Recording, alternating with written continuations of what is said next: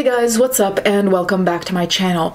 I'm just gonna apologize right now for my voice, but I think I have the flu. I'm in the process of losing my voice. I don't know, so if I sound a little weirder than usual, apologies. So today we're gonna talk about Natalia Barnett for like the billionth time because there's been an update. Now, some of you might have noticed that I waited a second before updating you guys because this update came out 5 days ago, I believe, and I waited because I feel like every time there's an update, there's immediately after another update that's conflicting, so instead of posting continuous updates, I wanted to wait to let the dust settle a second and see if anything else came out. But since it'll be a week pretty much when I post this, since there were updates, I figure now is a good time because I can give you the most updated version till this moment. I will link the article down below because a lot of the article is summarizing things I've already covered in my previous videos, which will also be linked down below.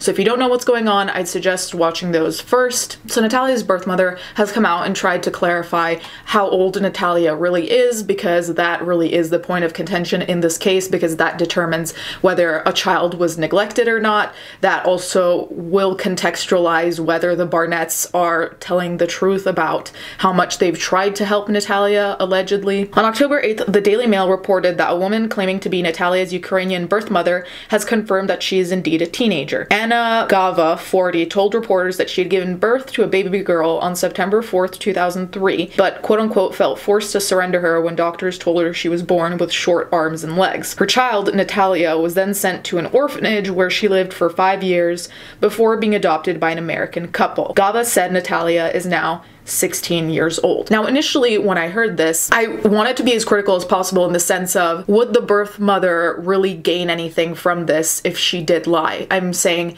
if Natalia were actually an adult and were actually fraudulent, the birth mother would potentially gain from saying that Natalia is a child, potentially financially, if Natalia was, you know, pretending to be a kid, taking money and sending it to her, right? I just don't think that's what's going on here, because it doesn't sound like they're in contact. I mean, we can never know, really, unless one of them says so. I can't really think of a reason why what the birth mother has to gain if there's no financial reward in lying about Natalia's age. The Daily Mail said it, quote-unquote, learned independently that Natalia arrived in the US in 2008 with paperwork stating she was named Gava Natalia Vadimivna, sorry, butchered it, and was born September 4th, 2003, seeming to back up Gava's stories and prosecutors' claims that the Barnetts abandoned their adopted daughter. Why did they decide that she is older than according to documents? Gava told the Daily Mail. It is clear that the child does not look older. You, the Barnetts, were saying and swearing that you'd help the child, but it turns out you didn't do anything. Why are you leaving an underage child and say that she's older? So the thing that comes up, and I think the article points this out as well if I recall correctly, is that there's a certain period of time where the Barnetts left the US and went to Canada for one of their son's schooling and just left Natalia.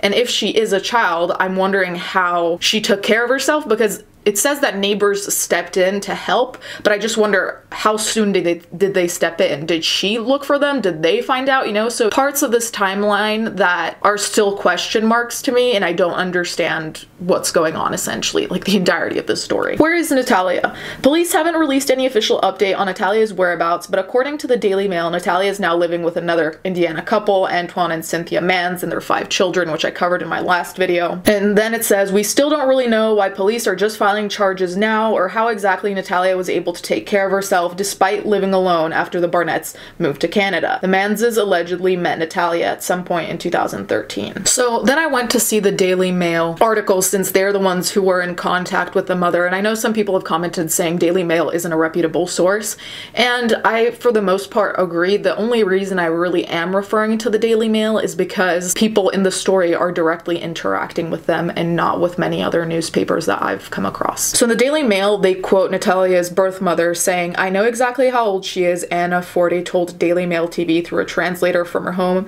in the southern Ukrainian city of Mykolaiv, near the Black Sea. This girl is my daughter who was born 16 years ago. Doctors told me to leave the baby. Leave her, don't ruin your life, they said. Both them and my mom told me to leave her. They said the baby would never be good, that she would never be able to move, that she would be chained to a chair or to a bed. Anna continued, now she lives in America with adoptive parents who want to ditch her. I thought everything was okay with her, and it turned out it's not all okay. So then they have a timeline for Natalia Barnett according to these recent updates. So she was born in September of 2003, and then in October of 2003, Anna gives up Natalia for adoption, and then in 2008, Natalia arrives in the United States and was adopted by the first couple, and then in April 2010, she gets left essentially by the first couple, and that's when the Barnetts come in. And then skipping forward, the Barnetts leave for Canada in 2013 after they change her age legally. And then in 2013 to 16, that's when the Manns come into Natalia's life. And then in 2016 is when her age comes into question once more. So then the mother adds, "Daughter, forgive me for what happened 16 years ago. Visit soon for me to see you. We are waiting for you. You have 2 sisters and 2 brothers. Anna, who had divorced the baby's father before her birth, says she later learned that social services named the girl Natasha, Ukrainian version of Natalia. Daily Mail TV reporters saw a document at the orphanage that proved the baby was admitted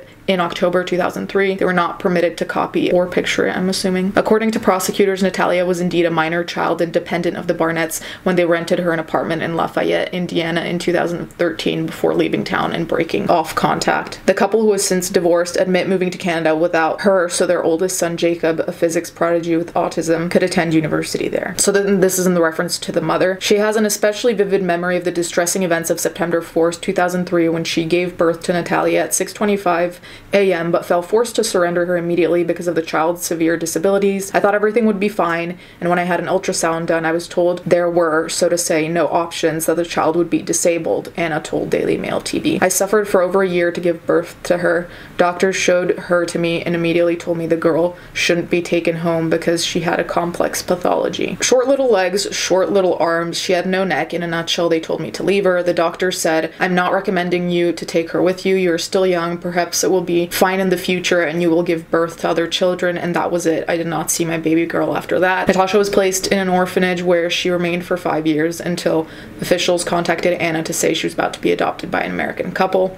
"They showed a photo on a camera and asked me not to interfere with the adoption," recalled Anna, whose other children are named Miroslav, Kira, Yulia, and Deniska. "They told me there are good people in America. They will pay for everything. The child will be normal. I was told they would do a surgery, which I wouldn't be able to afford. They said the surgery was some $80,000. Of course, I'm not excusing myself. I did wrong too for ditching her, leaving her 16 years ago." So I'll link the article down below because obviously I didn't read all of it. But this situation, I feel like each update, and I'm sorry I'm repeating myself, but I genuinely feel like this situation never gets clearer. It only gets murkier because now we've added in the concept of essentially a different name. So they called her Natasha, which is apparently another version of Natalia, which I'm sure adds extra confusion towards her identity because now people could claim, oh, you know, maybe Natasha's a completely different child or person. And honestly, then there's also the extra layer of treatment of disability here, like the doctors telling the mother to essentially leave her child because she was disabled and had this complex pathology, which, I mean, is problematic in its own way. And I don't think I'm equipped, honestly, to discuss entirely why it's problematic, but to insist that a mother drop the child just because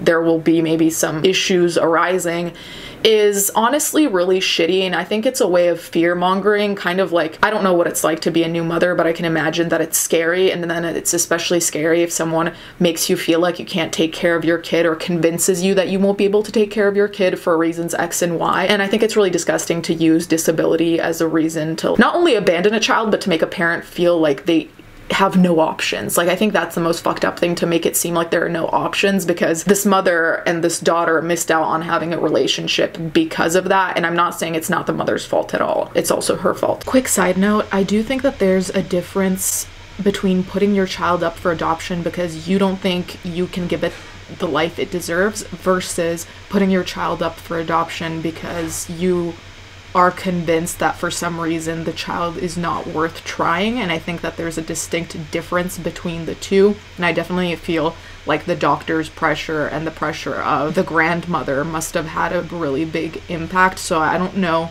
how much of the decision was really thought out versus emotional. Anyways, guys, let me know what you think in the comments down below. Do you think Natalia is a child or not? Let me know. Thank you guys so much for watching. Thank you to my patrons as always, and let's get right into the fan art.